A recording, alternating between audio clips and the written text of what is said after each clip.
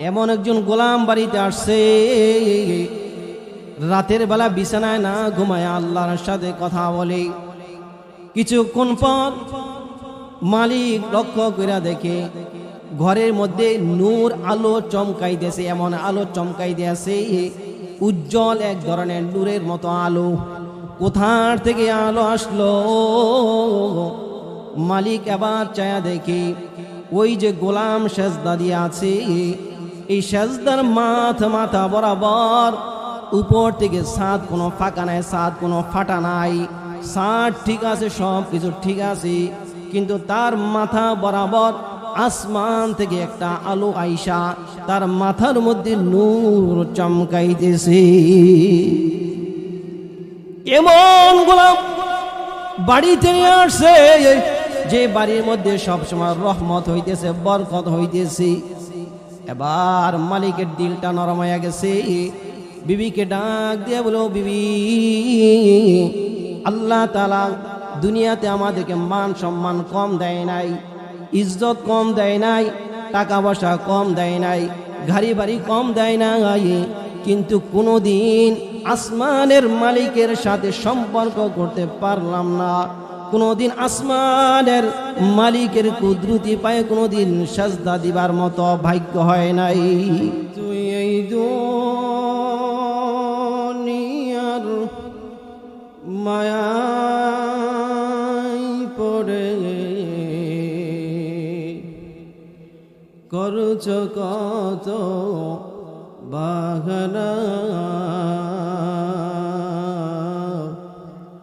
এই যে নয় তোরা আসল বাড়ি, কবর যে তোরা আসল ঠিকানা, এই যে নয় তোরা আসল বাড়ি, কবর যে তোরা আসল ঠিকানা। আলহামদুলিল্লাহ। ঐতিহ্যবাহী চরতারা গান্ধী যুব সংঘের উদ্যোগে আয়োজিত 2 দিন ব্যাপী ইসলামী মহাসম্মেলনের আজকের দ্বিতীয় দিনে বাদ মাগরিব উক্ত এলাকার মুআজ্জাজ উক্ত ইসলামী মহাসম্মেলনের সম্মানিত অতিথিবৃন্দ, আজকের আর মুআজ্জাজ উলামা ইকরাম তাশরিফ আনবেন এবং পর্দার আড়ালে মা বোনেরা, শ্রদ্ধেয় সম্মানিত মা বোনেরা উপস্থিত রয়েছেন। আজকের ইসলামী মহাসম্মেলনের এই স্টেজের সামনে দিন প্রিয়, ইসলাম প্রিয় যুবক ভাইয়েরা, মুরব্বী বাবারা, উক্ত ইসলামী মহাসম্মেলনে এই মহতী জলসায় আল্লাহ তাবারক ওয়া তাআলা আমাদেরকে এই মুহূর্তে কোরআন ও হাদিস থেকে কিছু গুরুত্বপূর্ণ কথা শুনবার যে আল্লাহ সুবহানাহু ওয়া তাআলা আপনাকে আমাকে তৌফিক দিয়েছেন, এনায়েত ফরমাইয়াছেন, এই জন্য সকলেই মন প্রাণ খুলে, দিল খুলে মহান রব্বুল আলামিনের আলিশান দরবারে কালিমাতুশ শুকর আদায় করে সকলে বলি আলহামদুলিল্লাহ। আল্লাহ রব্বুল আলামিনের শুকরগুজার বান্দা হইলে আল্লাহ সুবহানাহু ওয়া তাআলা ও সমস্ত বান্দা এবং বান্দাদের প্রতি রাজি এবং খুশি হয়ে যায়, ঠিক কিনা বলেন? প্রতিটি মুহূর্তে, প্রতিটি সময় আমাদের উপর কর্তব্য এবং দায়িত্ব হলো মহান রব্বুল আলামিনের শুকরগুজার হওয়া, ঠিক কিনা বলেন? আজকে দেখেন পৃথিবীর সমস্ত জায়গার মধ্যেই ভেজালে ভরপুর, ঠিক কিনা বলেন? বাজারে আপনি ঘি কিনতে যাবেন, সেখানেও কিন্তু ভেজাল, খুঁজতে হয় খাঁটি ঘি আছে কিনা। তৈল কিনতে যাবেন, সেখানেও ভেজাল, বলতে হয় খাঁটি তৈল আছে কিনা, ঠিক কিনা বলেন? অর্থাৎ খাঁটি ঘির অভাব, খাঁটি তৈলের অভাব সমস্ত জায়গার মধ্যেই ভেজালে যুক্ত। ঠিক তদ্রূপভাবে আমরা কালিমা পড়েছি, মুসলমান হয়েছি, মুমিন হয়েছি, ঠিক, তবে প্রকৃত খাঁটি মুমিনের অভাব, ঠিক কিনা বলে? খাঁটি মুমিনের অভাব। মুমিন তো কালিমা পড়লেই মুমিন হয়ে যায়, মুখে স্বীকার করা, দিলে স্বীকারোক্তি দেওয়া, বিশ্বাস করা, এর নামই মুমিন। তবে খাঁটি মুমিন হওয়া বড় দুষ্কর, বড় কঠিন বিষয়। এই জন্য আল্লাহ রাব্বুল আলামিন পবিত্র কোরআনুল কারীমের সূরাতুল আনফালের 3টা আয়াতে কারিমা তেলাওয়াত করেছি। যে আয়াতে কারিমার মধ্যে আল্লাহ রাব্বুল আলামিন পবিত্র এবং হক, সত্য, প্রকৃত মুমিনের কয়টা গুণ বর্ণনা করেছে। যে গুণগুলি হলো 5টি গুণ। এই 5টি গুণে গুণান্বিত যদি কোনো মুমিন বান্দা হইতে পারে, আল্লাহ রাব্বুল আলামিন ওই সমস্ত মুমিনদেরকে প্রকৃত মুমিন হিসাবে ঘোষণা দিয়েছেন। সকলে বলুন সুবহানাল্লাহ। এই প্রকৃত মুমিন যদি হতে পারি, 5টি গুণে গুণান্বিত যদি আমরা হইতে পারি, তাহলে আল্লাহ রাব্বুল আলামিন 3টা পুরস্কারের ঘোষণা দিয়েছেন। কয়টা পুরস্কারের কথা বলেছেন? 3টা পুরস্কার। যদি কেউ তার ভিতরে 5টি গুণ থাকে, তাহলে সে খাঁটি মুমিন। আর এই খাঁটি মুমিন হলে আল্লাহ রাব্বুল আলামিন তাকে 3টা পুরস্কার দান করবে। সকল সুবহানাল্লাহ। আল্লাহ রাব্বুল আলামিন পবিত্র কোরআনুল কারীমে ইরশাদ করেন, ইন্নামাল মুমিনুনা আল্লাযীনা ইযা যুকিরাল্লাহু ওয়াজিলাত কুলুবুহুম। যে সমস্ত মুমিন খাঁটি মুমিন হবে যারা, এদের সামনে যখন আল্লাহ রাব্বুল আলামিনের, আল্লাহ সুবহানাহু ওয়া তাআলার কথা বলা হয়, আল্লাহ রাব্বুল আলামিনের কথা আলোচনা করা হয়, ইজা যুকিরাল্লাহ, আল্লাহর জিকির আলোচনা করা হয়, আল্লাহর জিকির করা হয়, ওই সমস্ত মুমিন বান্দাদের মধ্যে, দিলের মধ্যে আল্লাহর ভয়ে দিল কেঁপে ওঠে। সকল বলো সুবহানাল্লাহ। 1 নম্বর গুণ হলো ওই সমস্ত মুমিন বান্দাদের অন্তরগুলো আল্লাহর ভয়ে দিল কেঁপে উঠবে। ওয়াজিলাত কুলুবুহুম, ওই ওয়াজিলাত দ্বারা 2টা ব্যাখ্যা। 1 নম্বর ব্যাখ্যা হলো আল্লাহ রাব্বুল আলামিনের ভয়ে তাদের অন্তরটা কেঁপে উঠবে। দ্বিতীয় ব্যাখ্যা হলো যখন তার সামনে জিক্রুল্লাহ, আল্লাহর কথা আলোচনা করা হবে, আল্লাহর ভালোবাসায় তার দিলটা ভরে যাবে। যেমন আল্লাহর ভালোবাসা না থাকলে কিন্তু আমরা আসতে পারতাম না, ঠিক কিনা বলেন? আমাদের দিলে আল্লাহর ভালোবাসা ভরপুর জন্যই এই বিশাল মজমার আয়োজন হয়েছে। কোরআন হাদিস কথাবার্তা বলবে, ওলামায়ে কেরাম এখানে আসবে, তাদের দিল এবং জবান থেকে পবিত্র কোরআনের কথা শুনবো। যদি আমাদের ভালোবাসা না থাকতো তো এত বড় মজমা আমরা তৈরি করতাম না। অবশ্যই আল্লাহ তাআলার মহব্বত, আল্লাহ তাআলার ভয় দিলে আছে বলেই আজকের এই এলাকার মধ্যে এত কোরআন এবং হাদিসের সুবিশাল আয়োজন করার তৌফিক দিয়েছেন, ঠিক কিনা বলেন? ইন্নামাল মুমিনুনা আল্লাযীনা ইযা যুকিরাল্লাহু ওয়াজিলাত কুলুবুহুম ওয়া ইযা তুলিয়াত আলাইহিম আয়াতুহু যাদাতহুম ঈমানা। প্রথম গুণ হলো মুমিনের অন্তরে আল্লাহ তাআলার ভয়ে দিলটা কেঁপে উঠবে। আল্লামা আশরাফ আলী থানভী রাহমাতুল্লাহি আলাইহি কিতাবে লিখেছেন, জগৎ বিখ্যাত একজন তাবী ছিল, যার নাম ছিল আব্দুল্লাহ ইবনুল মুবারক। এই আব্দুল্লাহ ইবনুল মুবারককে আল্লাহ তাআলা এমন কয়টা গুণ দান করেছেন। এমন একজন তাবিঈ ছিলেন, আবার আল্লাহ তাআলা তাকে এমন এলেমের অধিকারী বানিয়েছেন, আবার আল্লাহ তাআলা তাকে এমন ধন সম্পদ দান করেছেন, ওই যুগে তার থেকে বেশি সম্পদের মালিক কে ছিল না। আবার এই তাবিঈ ইবনুল মুবারক সব থেকে বেশি ওই যুগের মধ্যে আল্লাহ তাআলার ইবাদত গুজার করত। আব্দুল্লাহ ইবনে মুবারক দুনিয়া থেকে বিদায় নিয়ে চলে গেছে। তো ওই যুগে ইবনুল মুবারকের বাড়ির সামনে একজন কামারের বাড়ি ছিল। কার বাড়ি ছিল? কামারের বাড়ি ছিল। তা আব্দুল্লাহ ইবনে মুবারক ওই কামারওয়ালার আগেই দুনিয়া থেকে বিদায় নিয়ে চলে গেছে। ওই যুগে জগৎ বিখ্যাত একজন বড় আলিম ছিলেন, আল্লাহর ওলি ছিলেন।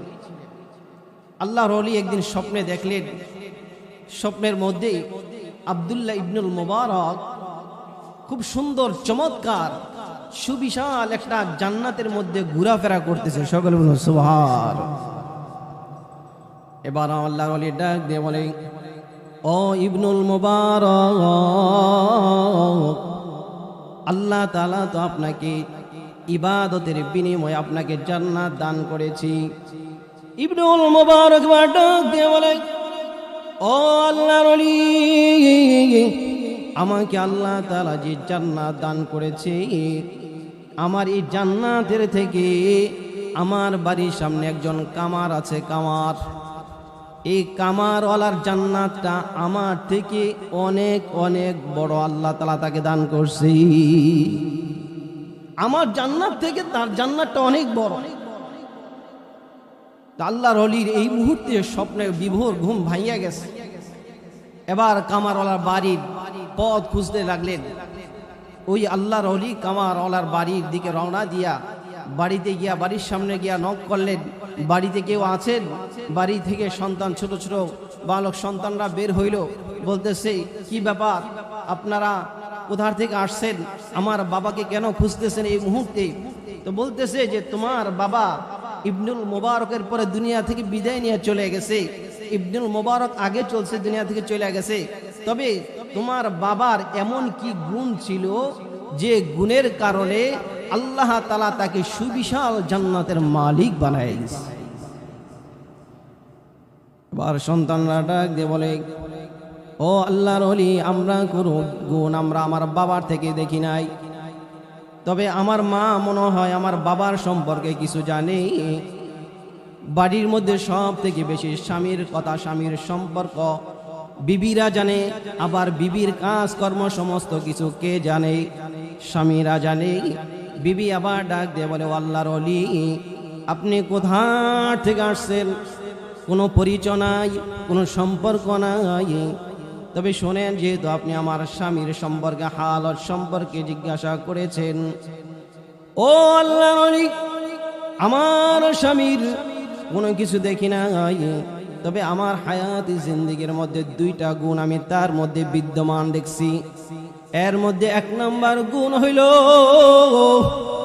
আমার বাড়ির সামনে ইবনুল মুবারকের বাড়ি, তার বাড়িটা দোতলা বাড়ি। আমার স্বামী লোহার মধ্যে লোহা পিটাইতো, কামারের কাজ করত। কিন্তু ইবনুল মুবারক যখন রাতের বেলা গভীর রজনীতে তাহাজ্জুদের মুসল্লায় নামাজে দাঁড়ায় যাইত, আমার সামনে ইবনুল মুবারকের এই দৃশ্য দেখা চোখে পানি ফালাইতো আর আফসোস করত, আহ, আল্লাহ তাআলা যদি আমাকে এই সোহলাত, এই ফারাগাত, এই সুযোগ দিত, ধন সম্পদের, অডেল সম্পদের মালিক বানাইতো, আমিও ইবনুল মুবারকের মতো দীর্ঘ রাত পর্যন্ত ইবাদতে মশগুল থাকতাম। আমার স্বামী ইবনুল মুবারকের এই ইবাদত দেখে আফসোস করতো আর চোখের পানি ফালাইতো, আল্লাহর ভয়ে চোখের পানি ফালাইতো। আর যে দুই নাম্বার গুণ ছিল, আমার স্বামী যখন হাতুড়ে দিয়া লোহা বাড়ি দিত, লোহা পিটাইতো, আমার স্বামী এই লোহাটা হাতুড়িরা যখন মাথার উপর উঠাইতো, এই মুহূর্তে যদি কোনো মসজিদ থেকে, মাসাজিদ থেকে কোনো আয়াম্মায়ে মাসাজিদ মুয়াজ্জিন যদি আল্লাহু আকবার বইলা ডাক দিত, আমার স্বামী এই অবস্থায় হাতুড়ি আর সামনে ফালাইতো না, পিছনে ফালাই দিত। এবার বিবি ডাক দিয়ে বলে, ও আল্লাহর ওলি, এই দুইটা গুণ আমার স্বামীর মধ্যে দেখছি, তবে যখন আজান দিয়া দিত সাথে সাথে আর দেরি করতো না, নামাজে চলে যাইতো। আর আমার স্বামী ওই মুহূর্তে হাতুড়িটা পিছনে ফালাই দিয়া আল্লাহর কাছে হাত তুলে বলতো, আল্লাহ, দুনিয়ার মানুষ আমাকে গোলাম বইলা ডাক দেয়, কামার বইলা ডাক দেয়, আমি কামারের কাজ করি, কামার বইলা ডাক দেয়, তবে এই কামার ডাকটা আমার কাছে ভালো লাগে না। বেশি সম্পদও তুমি আমাকে দাও না, তুমি আল্লাহ, তুমি আমাকে কিন্তু কামার বইলা ডাক দিও না। তুমি আমাকে বইলা তোমার গোলাম বইলা আমাকে ডাক দিও। তুমি যদি আমাকে গোলাম বইলা ডাক দাও, আমার কলিজা ঠান্ডা হয়ে যাবে। আমাকে গোলাম বলে ডাক দিও, কামার বলে ডাক দিও না। তো এমন গোলাম পৃথিবীর জমিনে আছে বলে আজও পর্যন্ত পৃথিবী টিকে আছে, ঠিক কিনা বলে? এমনও গোলাম আছে যাদের রাত্র রজনীটা যায় তাহাজ্জুদের মুসল্লার ভিতরে, ঠিক কিনা বলে? তাহাজ্জুদের মুসল্লায় রাত কাটায় দেয়। এমন বহু গোলাম আছে। এমন একজন গোলাম তো ছিল আগেকার জমানায়, গোলাম বিক্রি হইতো বাজারের মধ্যে। মনিবরা মালিকরা গোলাম কিনে নিয়ে যেত বাড়ির কাজকর্ম করে যাওয়ার জন্য। তো এমন একজন গোলাম ছিল, দুনিয়ার মালিক তাকে ক্রয় করছে তার বাড়ির কাজকর্ম করে দেওয়ার জন্য। তো এবার গোলাম তার বাড়িতে রওনা দিবে। রওনা দেওয়ার আগেই মালিকরে বলতেছে, মালিক, তোমার বাড়িতে তো আমি কাজ করব, তুমি আমাকে ক্রয় করছো, তবে তোমার বাড়িতে যাওয়ার আগে আমার 3টা শর্ত আছে। কয়টা শর্ত? 3টা শর্ত আছে। কথা জোরে বলবেন, কয়টা শর্ত আছে? 3টা। এবার দুনিয়ার মালিক ডাক দিয়ে বলে, এই গোলাম, বল তোর এই 3টা শর্তের মধ্যে কি কি শর্ত রয়েছে। এবার দুনিয়ার মালিকের কাছে গোলাম শর্ত দেয়। 1 নাম্বার শর্ত হইল, ও মালিক, আমি আপনার বাড়িতে কাজ করব, তবে আপনার বাড়িতে আমি দিনের বেলা কাজ করব, আমার দ্বারা আপনি কোনোদিন রাত্রের বেলা কাজ নিতে পারবেন না। 2 নাম্বার শর্ত হইল, আমার আসমানের মালিক যখন আমাকে ডাক দিবে, ওই 5 বার আমার আসমানের মালিকের ডাকে আমি উপস্থিত হয়ে যাব, এই সময় আপনি আমাকে বাধা দিতে পারবেন না। মালিক মুরিব ডাক দিয়ে বলে, ওই গোলাম বল, 2টা শর্ত হয়েছে, 3 নাম্বার শর্ত কি বল? গোলাম এবার ডাক দিয়ে বলে, মালিক, 3 নাম্বার শর্ত হইল, আপনার বাড়িতে কাজ করব, আপনার বাড়িতে খাবো, তবে আপনার এই সুন্দর চাকচিকর রাজপ্রাসাদের বাড়ির মধ্যে আপনি আমাকে ভালো কোনো রুম দেওয়ার দরকার নাই। আপনার এই বাড়ির আঙ্গিনার কোণার মধ্যে একটা কুঁড়ে ঘর, যেটা অনাবাদী ঘর, বিরান ঘর, একটা ঝুপড়ি ঘর আপনি আমাকে নির্বাচন করে দিবেন, ওই ঘরের মধ্যে আমি গোলাম থাকব। তো দুনিয়ার মালিক বলতেছে, যে 3টা শর্ত দিছে ভালো শর্ত দিছে, ভালো কোনো ঘর নির্বাচন চায় না আমার কাছে, কোনো রাজপ্রাসাদের রুম চায় না ঘুমাইবার জন্য, একটা কুঁড়ে ঘর চাইছে। আবার আসমানের মালিকে 5 বার ডাক দিলে নামাজ পড়তে চলে যাবে, এটা তো ভালো কথা। 3টা শর্ত দুনিয়ার মনিব মালিক মাইনা নিছে। আবার বলতেছে, গোলাম, তোমার শর্তগুলো আমি, সমস্ত শর্ত আমি মেনে নিয়েছি। সকলে বলুন সুবহানাল্লাহ। এবার দুনিয়ার মালিক ডাক দিয়ে বলে, গোলাম, চলো বাড়িতে চলো। বাড়িতে নিয়ে আসলো, বাড়ির কাজ কর্মগুলো সুন্দর করে করতে লাগলো।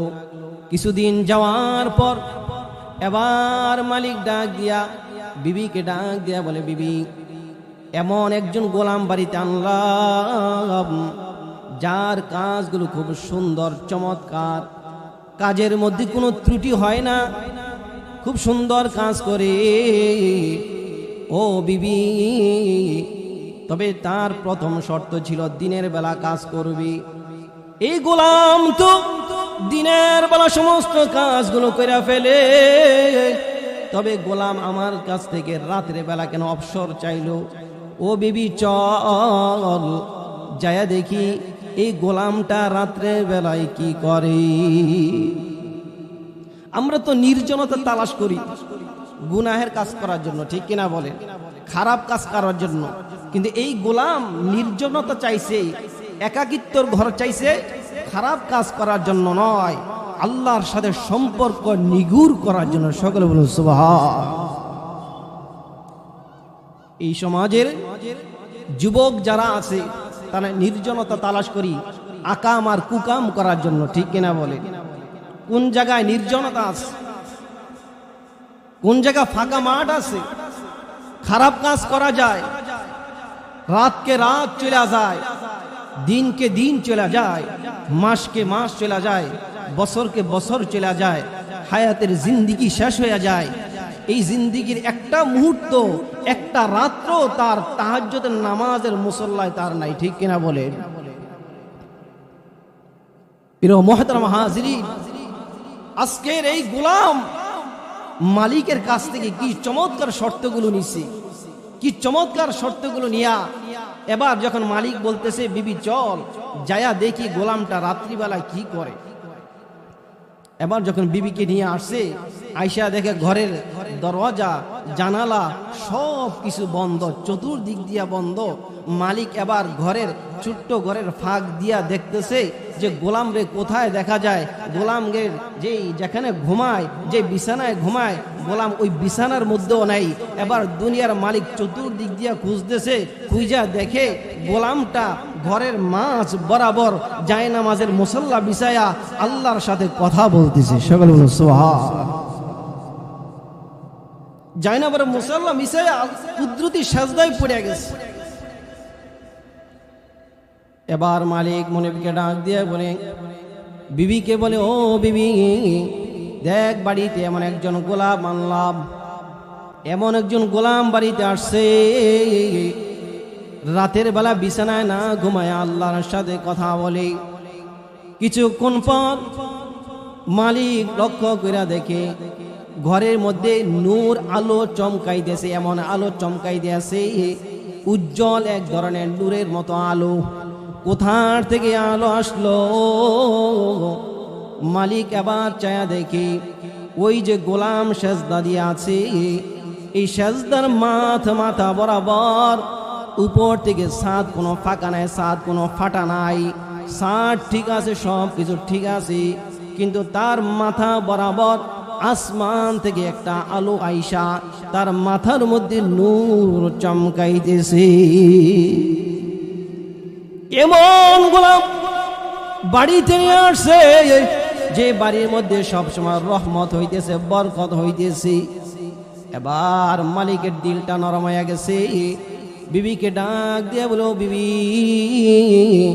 আল্লাহ তাআলা দুনিয়াতে আমাদেরকে মান সম্মান কম দেয় নাই, ইজ্জত কম দেয় নাই, টাকা পয়সা কম দেয় নাই, গাড়ি বাড়ি কম দেয় নাই, কিন্তু কোনোদিন আসমানের মালিকের সাথে সম্পর্ক করতে পারলাম না। কোনোদিন আসমানের মালিকের কুদরতি পায়ে কোনোদিন সাজদা দিবার মতো ভাগ্য হয় নাই। তো এই মালিক তার বিবির সাথে কথাগুলো বলতেছে, বলা বলি করতেছে, কিন্তু এদিক থেকে ওই যে গোলামটা নামাজের মুসল্লায় নামাজ পড়তেছে, নামাজ শেষে হাত উঠায়া আল্লাহর কাছে বলে, বুজুর্গ কি नहीं हमको ज़रूरत, गुलाम अपना बना हमको खुदाया, बुजुर्गी की नहीं हमको ज़रूरत, गुलाम अपना बना हमको खुदाया। কান্নাকাটি করে আর বলে, মালিক তোমার সাথে আমার সাথে প্রেমের সম্পর্ক, একটা নিগুড় সম্পর্ক, এই সম্পর্ক পৃথিবীর কোন তৃতীয় পার্সন যাতে না জানে। যেমন এই পৃথিবীতে যেমন যুবক যুবতী প্রেম করে আর তারা উভয় চিন্তা করে আমাদের এই সম্পর্ক, প্রেমের সম্পর্ক যেন তৃতীয় পার্সন না জানে, ঠিক কিনা বলে? কারণ তৃতীয় পার্সন যদি জানে এই সম্পর্কের মধ্যে কি আসবে, খলল সৃষ্টি হবে, ফিতনা সৃষ্টি হবে, প্রেমের মধ্যে ভাঙ্গা পড়বে। তো যুবক ওই গোলামটা আল্লাহর কাছে বলতেছে, আল্লাহ তোমার আমার সম্পর্কের মধ্যে যদি কেউ জানে তাহলে এই সম্পর্কের মধ্যে একটা ফাটা পড়ে যাবে। আল্লাহ ওই তৃতীয় পার্সন জানার আগেই তুমি আমাকে তোমার কাছে নিয়ে যাও। সকল বলুন সুবহান। তো গোলাম এই কাকুতি এবং মিনতি আল্লাহর কাছে করতেছে, তো ফাঁকে দিয়া এই যে মুনিব মালিক তার বিবির সাথে কথাগুলো বলতেছে, গোলাম তার কানে শুনে ফেলছে। গোলাম এবার তৃতীয়বার আল্লাহর কাছে ডাক দিবার, আল্লাহ ও আসমানের মালিক, তোমাকে তো আমি বলেছিলাম তোমার আমার সম্পর্কের কথা যেন কেউ না জানে। আজকে পৃথিবীর জমিনের মালিক আমার এবং তোমার সম্পর্কের কোথাও যায় না ফেলছে। তোমার সাথে যে আমার সাথে যে লেনদেন হইতেছিল, এই লেনদেন আদান প্রদানটা দুনিয়ার আমার মালিক যায় না ফেলছে। ওগো আল্লাহ, আমি আর দুনিয়াতে থাকতে চাই না। আল্লাহ রাব্বুল আলামিন ওই গোলামকে সাথে সাথে নামাজের মুসল্লা অবস্থায় রফিক আলা আল্লাহর কাছে উঠায় নিয়ে চলে গেছে।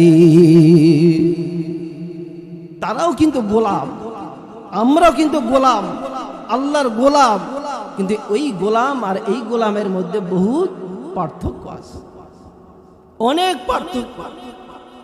তো বলতেছিলাম যে প্রকৃত খাঁটি মুমিন যদি হইতে পারি, খাঁটি মুমিনের কয় গুণ? 5 গুণ। কয় গুণ? সবাই বলি কয় গুণ? 5 গুণ। 1 নাম্বার গুণ হলো এদের সামনে যখন আল্লাহর কথা বলা হয় তাদের দিল কি উঠা? তাদের দিল আল্লাহর ভয়ে কেঁপে উঠে, তাদের দিলে আল্লাহর ভালোবাসা ভরে যায়। 2 নাম্বার গুণ হইল ওয়াইদা তুলিয়াত আলাইহিম আয়াতুহু জাদাতুহুম ঈমানা। 2 নাম্বার গুণ হলো এদের সামনে যখন কোরআন তেলাওয়াত করা হয়, কোরআনুল কারীম তেলাওয়াত করা হয়, তাদের ঈমানটা আস্তে আস্তে বাড়তে থাকে। সকলে বলুন সুবহানাল্লাহ। এই যে আপনাদের সামনে কোরআন তেলাওয়াত করা হয়েছে, আপনাদের ঈমান বাড়ে নাই? ভালোবাসা আসছে না কোরআনের প্রতি? কোরআন এমন এক জিনিস যে কোরআনের আওয়াজ এবং তেলাওয়াত শুনে বেঈমান মুশরিক কাফেররা পর্যন্ত কোরআন তেলাওয়াতের শ্রবণ কইরা তারা ইসলামের মধ্যে প্রবেশ করছে। সকলে বলুন সুবহান। যুগের সবচেয়ে টপ লেভেলের যে সমস্ত সন্ত্রাস ছিল, যেমন আবু জাহেল, আবু লাহাব, উতবা, সাইবা, এই সমস্ত টপ লেভেলের সন্ত্রাস ছিল, রাসূলুল্লাহর প্রকাশ্য শত্রু দুশ্মনী করত। তো তারা চিন্তা করলো রাসূলের তেলাওয়াত কত সুন্দর। তো ওই যুগের মধ্যে একজন ছিল যে হুবহু কপি সবকিছু বানায় ফেলতো, যার নাম ছিল লাবিব ইবনে রাবি। তো উতবা, সাইবা তারা যায়া ওই ব্যক্তিকে বলল, বন্ধু তুমি তো সব কিছু নকল করতে পারো, বানাইতে পারো, তা এই যে মুহাম্মদ যে কোরআন তেলাওয়াত করে এর বিনিময়ের উসিলায় হুবহু কপি তুমি কোরআন এরকম ছন্দ বানাই দিবা। তো লাবিব ইবনে রবি বলতেছে, ঠিক আছে, তোমরা আমাকে নিয়ে চলো, কি বানানো যায় আমি দেখি।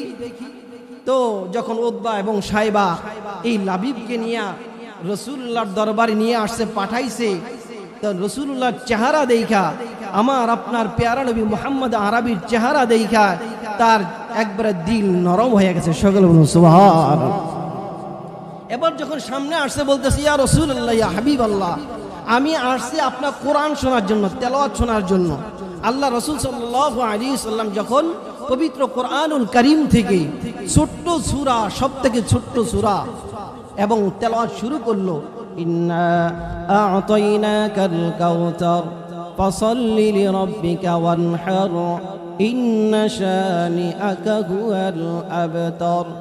আমার আপনার প্যারা নবী যখন এই ছোট্ট সূরাটা তেলাওয়াত করছে, তেলাওয়াত শেষ হতে না হতে এবার লাবিব ইবনে রবি সাথে সাথে পড়া উঠছে, আশহাদু আল্লাহ ইলাহা ইল্লাল্লাহ ওয়া আশহাদু আন্না মুহাম্মাদুর রাসূলুল্লাহ। বলে, ইয়া রাসূলুল্লাহ, ইয়া হাবিবাল্লাহ, সাথে সাথে আপনি আমাকে কালিমা পড়ায়া মুসলমান বানায় নেন। সকলে বলুন সুবহানাল্লাহ। তো উতবা, সাইবা, লাহাব, আবু জাহেল এরা বলতেছে, ব্যাপার কি? তোমার আনছি এটার কপি করার জন্য, এটার সাথে এটা ছন্দ বানায়া দেওয়ার জন্য। তুমি যে শেষ মুহূর্তে আল্লাহ রসুলের কোরআন তেলাওয়াত শুনা একবারে ইমানি আইনা ফেলছো। এবার লাবিব ইবনে রবি বলে, আমি কিছুই জানি না, সমস্ত কিছু পরিবর্তনের মালিক হচ্ছেন কে? আরো জোরে বলেন, কে? আল্লাহ। তো লাবিব বলতেছে যে আমার কিছু করার ক্ষমতা নাই। আল্লাহ রসুল তেলাওয়াত করছে, আর তেলাওয়াতের জাদু এমন এক জাদু, তেলাওয়াত কোরআন তেলাওয়াত আমাকে মায়েল করে ফেলছে, আকর্ষণ করে ফেলছে। আমি পিছনের সমস্ত কিছু তেজদীপ্ত হওয়ার জন্য, ইমান বাড়ার জন্য। আজকে এই দেশে যদি ওলামায়ে কেরাম না থাকতো, দিন না থাকতো, আওয়াম আমরা কি ঠিক থাকতে পারতাম? কোনোদিন সম্ভব না। আপনাদের এই বিশাল সুবিশাল ইসলামী মহাসনের কোরআনের তাফসির মাহফিলে এই যে দেখলাম যে বড় বড় আলেম যারাই আছেন, এই যে আলেমগুলো, মুফতিগুলো, জামানার বড় বড় আলেম যারা আছেন, আপনাদের নির্বাচন চিন্তা চেতনা আপনাদের খুব ভালো। আপনাদেরকে শুকরিয়া আদায় করতে হয়, ধন্যবাদ জানাইতে হয়, কারণ যাদেরকে আপনারা আমন্ত্রণ করেছেন এরা এই যুগের বড় বড় একজন ধারক এবং বাহক। সকলে বলুন সুবহানাল্লাহ। আজকে ওলামায়ে কেরাম যদি না থাকতো, নাস্তিকের পায়চারা বেড়ে যাইতো, মুরতাদের পায়চারা বেজে যাইতো। এখনো দেখেন না, নাস্তিকরা বিভিন্ন জায়গা থেকে কোরআনের আওয়াজ বন্ধ করার জন্য, মসজিদ মাদ্রাসা বন্ধ করার জন্য পায়তারা ষড়যন্ত্র শুরু করে দেয়, ঠিক কিনা বলেন? অথচ গান বাজনার আওয়াজ হয়, গান বাজনার অনুষ্ঠান চলে, সেখানে বাধা চলে না। যেখানে ওয়াজ মাহফিল হবে, কোরআনের কথা বলা হবে, হাদিসের আলোচনা হবে, সেটাই বন্ধ করার জন্য চেষ্টা করে, ঠিক কিনা বলে? এই জন্য যুগে যুগে শাহজালালের মতো একবারে বীর বিক্রমে তেজদীপ্ত ঈমান নিয়ে গর্জে উঠতে হবে। ছোট আই শাহজালালের নির্ভীক সৈনিকেরা, খতম কর গোবিন্দেরই চালাচা বন্ডা গোলাও। ছোট আই শাহজালালের নির্ভীক সৈনিকেরা, খতম কর গোবিন্দেরই চালাচা বন্ডা গোলাও। অলিদের এই ভূমিতে বিপ্লবেরই মশাল জ্বালা। ছুটে আই শাহজালালের নির্ভীক সৈনিকেরা, খতম কর গোবিন্দেরই চালাচা মন্ডা গলা। শাহজালালের স্বপ্ন ছিল আল কোরআনের জ্বলবে আলো, শাহজালালের স্বপ্ন ছিল আল কোরআনের জ্বলবে আলো। সে আলো ছড়িয়ে দিতে বিপ্লবেরই মশাল জ্বালা। ছুটে আই শাহজালালের নির্ভীক সৈনিকেরা, খতম কর নাস্তিকেরই চালাচা বন্ডা গোলা। ঠিক কিনা বলে? এই সমস্ত নাস্তিক, মুরতাদ, বেঈমান, কাফেরদের মোকাবেলা করার জন্য যুগে যুগে শাহজালালের ভূমিকায়, শাহ মাকদুমের ভূমিকায়, খান জাহান আলীর ভূমিকায় আমাদেরকে গর্জে উঠতে হবে, ঠিক কিনা বলে? তো প্রকৃত মুমিনের 2 নম্বর গুণ হলো, তাদের সামনে যখন কোরআন তেলাওয়াত করা হয় তাদের ঈমান বেড়ে ওঠে। ওয়াইযা তুলিয়াত আলাইহিম আয়াতুহু যাদাতহুম ঈমানা ওয়া আলা রাব্বিহিম ইয়াতাওয়াক্কালুন। সকল বলুন সুবহানাল্লাহ। প্রকৃত মুমিনের 3 নম্বর গুণ হলো তারা একমাত্র আল্লাহর উপর ভরসা করবে। কার উপর ভরসা করবে? আল্লাহর উপর ভরসা করবে, আর কোনো কিছুর মুহতাজ হবে না, কোনো কিছুর উপর ভরসা করবে না। যেমন যুগের হযরতে মূসা নবীনা আলাইহিস সালাতু ওয়াস সালাম যখন তার দলবল নিয়ে, তার উম্মত নিয়ে সামনে যখন নদী পার হবে, ডাইনে বামে পিছনে সমস্ত জায়গায় তার বিরোধী দল, অপবিত্র দল রয়েছে। এই মুহূর্তে তার উম্মতরা হযরতে মূসা আলাইহিস সালাতু ওয়াস সালামকে ডাক দিয়ে বলে, হে জমানার নবী মূসা পয়গম্বর, আমরা তো সকলেই আপনার ভক্ত, আপনার উম্মত, আপনার অনুসারী। পিছন দিক থেকে, ডান দিক থেকে, বাম দিক থেকে, সব দিক থেকে দুশমন আসতেছে, আমাদেরকে মেরে ফেলবে, বাঁচার কোনো কায়দা নাই। ও মূসা, এখন কি করার আছে? ওই মুহূর্তে হযরতে মূসা আলাইহিস সালাতু ওয়াস সালাম একমাত্র কার ভরসা করেছিলেন? আল্লাহর ভরসা করেছেন। হযরতে মূসা আলাইহিস সালাতু ওয়াস সালাম ডাক দিয়ে, আল্লাহ, আর কিছু করার নাই, আপনি বলেন কি করতে হবে। আল্লাহ রাব্বুল আলামিন সাথে সাথে হযরতে মূসা আলাইহিস সালাতু ওয়াস সালামকে ডাক দিয়ে বলে, মূসা, ও বন্ধু, তোমার হাতে যে লাঠিখানা আছে, এই লাঠিখানা তুমি নদীর মধ্যে, পানির মধ্যে আঘাত করো। হযরতে মূসা আলাইহিস সালাতু ওয়াস সালাম এই হাতের লাঠি যখন নদীর মধ্যে বাড়িয়ে দিলেন, আঘাত করলেন, সাথে সাথে নদীর মধ্যে 12টা রাস্তা তৈরি হয়ে গেছে। তো ওই মুহূর্তে মূসা আলাইহিস সালাতু ওয়াস সালাম আল্লাহর উপর ভরসা করেছিলেন। এই জন্য মুমিনদের, খাঁটি মুমিনরা যারা হবে, তাদের 3 নম্বর গুণ হলো আল্লাহর উপর ভরসা করবে। 4 নম্বর গুণ হলো খাঁটি মুমিনের 4 নম্বর গুণ, الذين يقيمون الصلاة ومما رزقناهم ينفقون। 4 নম্বর গুণ হলো খাঁটি মুমিনের 4 নম্বর গুণ হলো যখন আযান হয়ে যাবে ওই খাঁটি মুমিন কোনোদিন বসে থাকতে পারে না। ওই খাঁটি মুমিন সমস্ত কাজ কর্ম ফেলে দিয়ে রব্বুল আলামিনের কুদরতি পায়ে সেজদা দিবার জন্য মসজিদে চলে যাবে। 4 নম্বর গুণ হলো তারা সময় মতো নামাজ আদায় করবে। সময় মতো কি করবে? নামাজ আদায় করবে। আল্লাযীনা ইউকিমুনাস সালাতা ওয়া মিম্মা রাযাকনাহুম ইউনফিকুন। আর 5 নম্বর গুণ হলো খাঁটি মুমিন যারা হবে তাদেরকে যে আল্লাহ তাআলা সম্পদ দিয়েছে, টাকা দিয়েছে, এই সম্পদ এই টাকা থেকে তারা কি করবে? আল্লাহ রাস্তায় খরচ করবে। সকল বলুন সুবহানাল্লাহ। যেমন এই যে এই মাহফিলের কাজে যারা সহযোগিতা করেছে, মাদ্রাসা যারা সহযোগিতা করে, মাসাজিদে যারা সহযোগিতা করে, এটা কোন খাতে সহযোগিতা করা হয়? আল্লাহ রাস্তায় সহযোগিতা করা হয়। আর যারা আল্লাহ রাস্তায় সহযোগিতা করে আল্লাহ রাব্বুল আলামিন বলেন এটা খাঁটি মুমিনের 5 নম্বর গুণ। সকল বলুন সুবহানাল্লাহ। এই 5টা গুণ থাকবে যারা খাঁটি মুমিন হবে।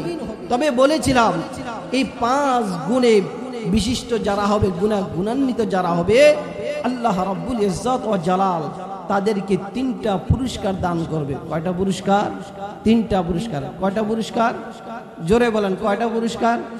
3টা পুরস্কার দান করবে। তো 3টা পুরস্কার যে আল্লাহ তাআলা দান করবে তাও আয়াতের মধ্যে ঘোষণা দিয়েছে। উলাইকা হুমুল মুমিনুনা হাক্কা। এই 5 গুণ বিশিষ্ট তারাই হবে প্রকৃত মুমিন। লাহুম দারাজাতুন ইনদা রাব্বিহিম ওয়া মাগফিরাতুন ওয়া রিজকুন কারীম। লাহুম দারাজাত, 1 নম্বর পুরস্কার হইল আল্লাহ তাআলা তাদেরকে এমন সম্মানে আসনে উচ্চ শিখরে পৌঁছায়া দিবে যে আল্লাহ তাআলা সব থেকে বেশি তাকে ভালোবাসবে। এমন উচ্চ আসনে উঠাই দিবে। লাহুম দারাজাত এর ব্যাখ্যা হইল আল্লাহ তাআলা ওই মুমিন বান্দাকে সুবিশাল জান্নাতের মালিক বানায় দিবে। সকল বলুন সুবহানাল্লাহ। জান্নাতের মালিক বানায় দিবে। লাহুম দারাজাত ওয়া মাগফিরা। 2 নম্বর পুরস্কার হইল ওই খাঁটি মুমিনের 2 নম্বর পুরস্কার হইল তার আগে পরের পিছনের জিন্দেগানির সমস্ত গুনাহ আল্লাহ তাআলা মাফ করে দিবে। সকল বলুন সুবহানাল্লাহ। 3 নম্বর পুরস্কার হইল আর রিজকুন কারীম। আল্লাহ তাআলা তাকে সম্মানের খাবার, সম্মানের রিজিক দান করবেন। কি দান করবেন? সম্মানের রিজিক। সম্মানের রিজিক বলতে আমরাও কিন্তু রিজিক খাই, আল্লাহ তাআলা খাওয়ায়। সম্মানের রিজিক আবার কোনটা? যেমন এলাকার মধ্যে যে সর্দার থাকে, এই সর্দার তার মেয়ের বিবাহ, তো তার মেয়ের বিবাহের মধ্যে কিন্তু এলাকার নেতা টেতাদের দাওয়াত করে, ঠিক কিনা বলে? এলাকার নেতা দাওয়াতের মধ্যে কিন্তু যে এই মহল্লা আছে, এই মহল্লার মসজিদের ইমামকেও কিন্তু দাওয়াত করে, ঠিক কিনা বলে? দাওয়াত করে না? তো মসজিদের ইমামকেও দাওয়াত করছে। তো এই সর্দার সাহেবের মেয়ের যে বিবাহ, যাদেরকে আমন্ত্রণ জানাইছে তারা কিন্তু দাওয়াত খায়া প্রত্যেকে কিন্তু এই সর্দারের মেয়ের বিবাহের মধ্যে কি দেয়া যায়? টাকা দেয়া যায়, ঠিক কিনা বলেন? 500 হোক, 1000 হোক, 2000 হোক, 5000 হোক, 10000 হোক, দেয়া যায় না? দেয়া যায়। কিন্তু এই যে দাওয়াত খাইলো, এই দাওয়াত খাওয়ার মধ্যে কিন্তু মহল্লার ইমামও আছে, মহল্লার মসজিদের খতিব সাহেবও আছে। তো ইমাম সাহেব খাবার শেষ, খতিব সাহেবের খাবার শেষ, এবার সর্দার সাহেব খুঁজতে থাকে হুজুরকে যে দাওয়াত দিয়েছিলাম, হুজুর কই? হুজুর খাওয়া দাওয়া শেষ। এবার হুজুরকে পকেটের মধ্যে আরো 500 টাকা ঢুকাই দিছে। সবাই কিন্তু খাইয়া দিয়ে গেছে, আর ইমাম সাহেব খাইয়ে আবার কি করছে? লয়ে গেছে। যে এই ইমাম সাহেব যে খাইলো, এটা কিসের খাবার? সম্মানের খাবার।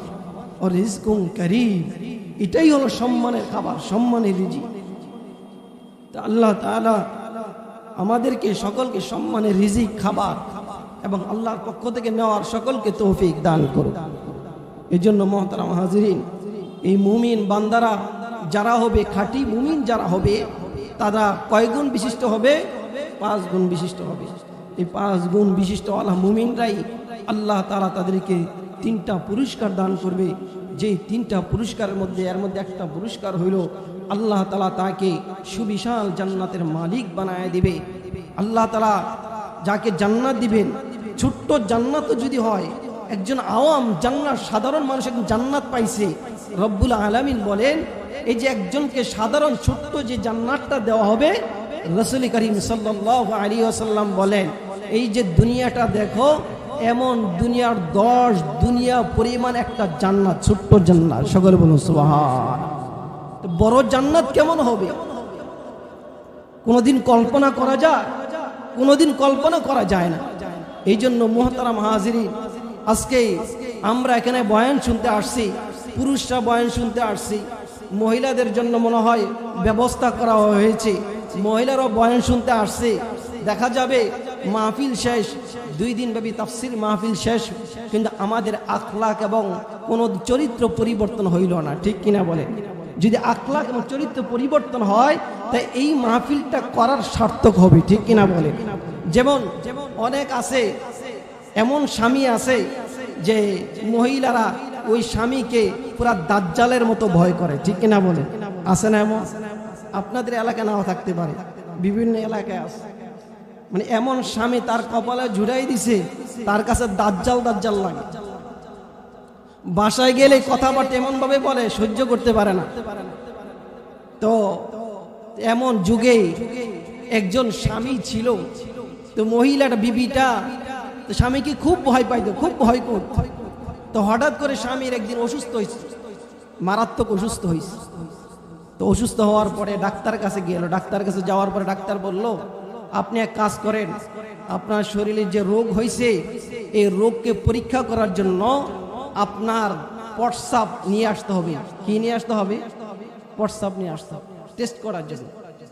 তো বেচারা বাড়িতে গিয়া ছোট্ট বোতলের মধ্যে প্রস্রাব ভইরা দরজায় কোনায় রাইখা দিস। যাওয়ার সময় কোথায় লয়ে যাইবে? ডাক্তারের কাছে। তো বেচারা বাড়ির মধ্যে বেবি ঘর ঝাড়ু দিতেছে। তো ঘরের ঝাড়ু দেওয়ার সময় ঝাড়ুর মাথা লাইগা শিশিটা হয়ে কি হয়ে গেছে? ভাঙিয়ে গেছে। এখন বিবি চিন্তা করতেছে যে জামার কপালে পড়ছি আরো গেছে কি ভাঙ্গা, শিশি ভাঙ্গা, এখন যদি কি অবস্থা হয়। তো বিবি কি করলো, সাথে সাথে স্বামী কাজ করে ফিরার আগেই, বাসায় আসার আগেই এবার বিবি সে কি করলো, ওই বোতল আরেকটা বোতল নিয়ে, সেম ওইরকম একটা বোতল নিয়ে এবার সে পেশাব করে ওই বোতলের মধ্যে কি করছে? রাইখা দিছে। এবার বেচারা আইছে, ওই যে সকালবেলা প্রস্রাব ঠিক গেছে, ডাক্তারের কাছে নিয়ে যাবে পরীক্ষা করার জন্য। তো বেচারা এবার নিয়ে গেছে। নিয়ে যাওয়ার পরে ডাক্তার যখন চেক করলো, পরীক্ষা করলো, এবার রুগীকে সামনে ডাক দিছে। রুগী সামনে আসছে, এবার চেহারা দিক তাকায় আর চোখ নিচে নামায়। তো বেচারা বলতেছে কি ব্যাপার ডাক্তার সাহেব, আধা ঘন্টা চলে গেছে, আপনি আমার রোগ নির্ণয় করতে পারেন নাই, ব্যাপার কি? ডাক্তার বলে না, বিষয়টা না, আমার এই ডাক্তারের যুগে 50 বছর চলে গেছে, তবে এমন রুগী আমি পাই নাই, এমন রুগী আমার কপালে জোটে নাই। তো বেচারা রাগ দিয়ে বলতেছে আমিও আমার বহুত জীবনে ডাক্তার দেখাইছি, এমন ডাক্তার আমি পাই নাই। কি হয়েছে আগে বলেন, আমার সমস্যাটা কি? ডাক্তার বেচারা বলতেছে আপনার প্রস্রাব তো পরীক্ষা করলাম, আপনি 3 মাসের অন্তঃসজ্জা। কয় মাসে? 3 মাসে। বেচারা তো শুই না একবার মাথায়, ব্যাপার কি? আমি আবার 3 মাসে অন্তঃসজ্জা হবো কিভাবে? এই চিন্তায় চিন্তায় বেচারা বাড়ি গেছে। বাড়ির গিয়া কোনো খাওয়া নাই, দাওয়া নাই, কিছু নাই। এবার বাড়ির যে বিবির ও বকে না, সুন্দরভাবে মাথাটা দিয়া বসে রইছে। বিবি ডাক দিয়ে বলে ব্যাপার কি? ডাক্তারের কাছে গেলেন, ওষুধ নিয়ে আসবেন, মাথা ঠান্ডা হওয়ার কথা, এখন মাথা গরম করে বসে রয়েছেন, ব্যাপারটা কি? আসেন খাওয়া দাওয়া করেন। তো স্বামী বেচারা বলতেছে দুঃখের কথা আর কইও না, শরম লাগে, লজ্জা লাগে কইতে। ডাক্তার বেচারার কাছে গেছি জিনিস নিয়ে পরীক্ষা কইরা, ডাক্তার বেচারা বলতেছে আমি নাকি 3 মাসের অন্তঃসজ্জা। তো এবার বিবি ডাক দিয়া বলে স্বামী মাফ করবেন, বকাবকি করবেন নি, আগে বলেন, কনা বকবো না। কাজ তো ঘটনা তো আরেকটা ঘটে গেছে। তো স্বামী কয় কি ঘটনা করছে তাড়াতাড়ি ক, কারণ আপনি এই তো চেতাচেতি করতেছেন, চেতাচেতি না করলে ঘটনা কিসে কম। তা স্বামী কয় ঠিক আছে ঘটনা কও, চেতাচেতি আর করবো না। তো বিবি বলতেছে আপনি যেই শিশির মধ্যে প্রস্রাব রাখিয়া গেছেন, ঘরে ঝাড়ু দেওয়ার সময় ওই শিশি ভাঙিয়া গেছে, আমি আপনার ভয়ে আমি কাজ কইরা শিশির মধ্যে রাইখা দিছিলাম, তো এটাই নিয়ে আপনি ডাক্তারে দেখাইছেন আর আপনার ফল এটা আসছে। এবার স্বামী বেচারা আবার চেইতে গেছে। বিবি বলে আপনি না বলছেন চেতবেন না, ঘটনা তো আপনাকে বইলে আপনাকে বাঁচাইছি। স্বামী বলে যা আমার বিপদ থেকে উদ্ধার করছে। এমন কিছু স্বামী দুনিয়ার মধ্যে আছে যারা 24 ঘন্টা বিবিদের সাথে স্ত্রীর সাথে খারাপ আচরণ করে, ঠিক কিনা বলেন? এমন নাই? আছে। আবার এমন স্ত্রীও আছে যেটা স্বামীর পক্ষে, স্বামী জীবনে হায়াতে জিন্দিগির মধ্যে সুখী জীবন হওয়ার দূরের কথা, সে মনে মনে ভাবে ঘরের মধ্যে এমন একটা নিয়ে আসছি 24 ঘন্টা শুধু আগুন জ্বলতে থাকে দেখলে, ঠিক কিনা বলে? এমনও স্ত্রী আছে। অনেক আছে স্ত্রীকে তো মালিক বানায় দেয়, মানে হ্যাঁ সব কিছু টাকা পয়সা কথাবার্তা পরামর্শ দেওয়া, মানে হ্যাঁ মালিক বানে। এমন আছে আপনি বেশি যদি প্রশ্রয় দেন মাথায় উঠা যাবে, ঠিক কিনা বলে?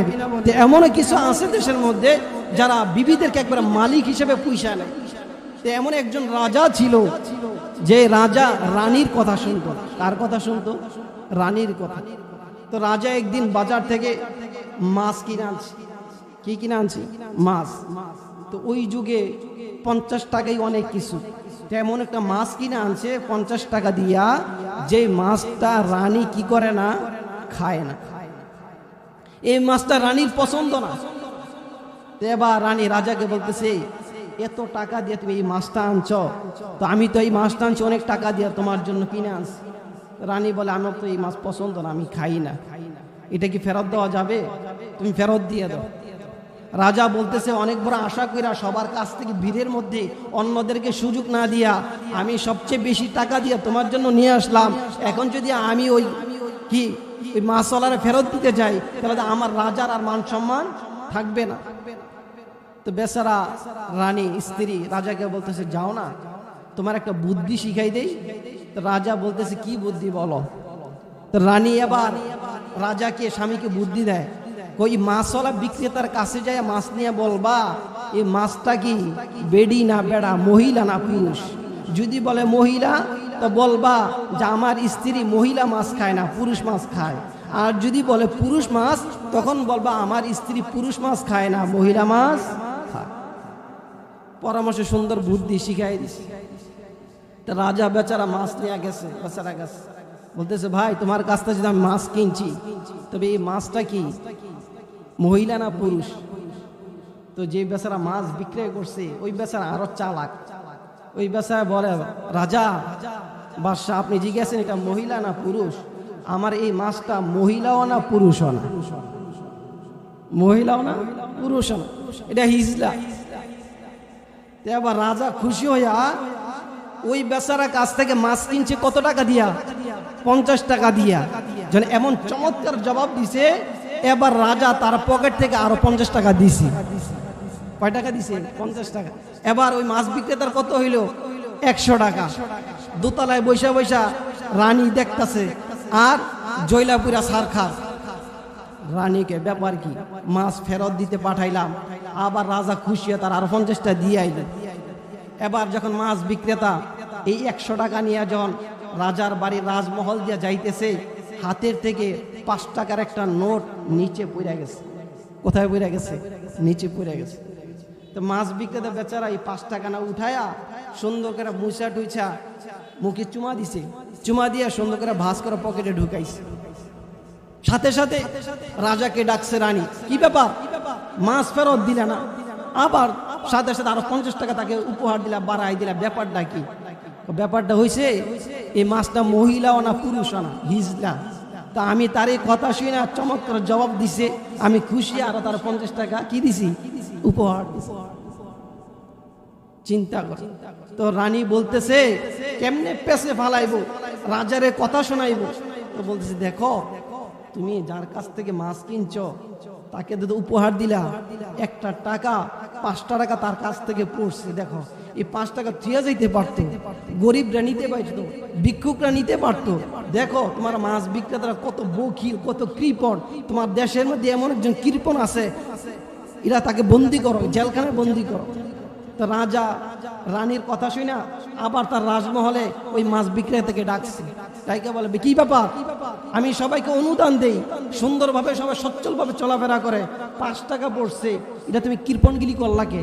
এটা তো ভিক্ষুকরা নিতে পারতো, গরিবরা নিতে পারতো, তুমি এটা নাকি কৃপণগিরি করলা কেন, বকিলগিরি করলা কেন? তখন ওই মাছ বিক্রেতা বলতেছে, বাদশাহ নামদার, আপনি রাগ হেন না, আমার থেকে 5 টাকা জন পড়ছে, এই 5 টাকার মধ্যে আপনার ছবি, আপনার রানীর মার ছবি এখানে আছে। আমি চিন্তা করলাম এই টাকার মধ্যে ছবিগুলো আপনাদের ছবিগুলো মানুষ পাড়াইবে, কত অপমান হবে। আমি ওই চিন্তা কইরা এই টাকাটা নিয়ে চুমা দিয়া, মহব্বত কইরা, ভালোবাসা সম্মান দিয়া পকেটে রাইখা দিছি। বলেন তো বাদশাহ, আমি কি অপমান করলাম না সম্মান করলাম? বাদশাকে চমৎকার ব্যাপার কি, আমাকে সম্মান দিয়ে আরো বাড়াই দিল। এবার বাদশাহ আরো তাকে 100 টাকা দিয়ে দিছে। কয় টাকা? 100 টাকা দিয়ে দিছে। এবার আবার ডাকছে রানী, তার বাদশাকে ডাকছে, কি ব্যাপার, কি করলা? আর আমার পরামর্শ শোনার দরকার নাই, তুমি যদি আমার কথা শোনো তো তোমার কাছ থেকে খাজানার ভান্ডার একবার খালি কইরা দিবে। তো আমাদের সমাজে এমন আছে কিছু, আমরা যে মহিলাদের কথা শুনি, ঠিক কিনা বলেন? এই জন্য মহিলাদের কথায়ও নাই, আমরাও ঠিক থাকতে হবে। একটা ঘর সুন্নাত তরিকা, কোরআনের আলোর তরিকা যদি আমরা গড়তে পারি, আল্লাহ তাবারক ওয়া তাআলা ওই ঘরের মধ্যে শান্তি এবং রহমত নাজিল করে দিবেন, ঠিক কিনা বলেন? এই জন্য মুহতারাম হাজিরিন, আপনাদের কাছে উদারত আহ্বান থাকবে, আল্লাহ তাবারক ওয়া তাআলা যেন আমাদেরকে এই খাঁটি মুমিনের 5টা গুণে গুণান্বিত হয়ে আল্লাহ তাবারক ওয়া তাআলা আমাদেরকে জান্নাত দান করে জান্নাতের মালিক হইতে পারি। আল্লাহ তাবারক ওয়া তাআলা আমাদের হায়াতে এবং দুনিয়ার সমস্ত কাজে বরকত দান করুন। সকলে বলে আমিন। নাসরুম মিনাল্লাহি ওয়া ফাতহুন করিব ওয়া বাশশিরিল মুমিনিন। আসসালামু আলাইকুম ওয়া রাহমাতুল্লাহি ওয়া বারাকাতুহু।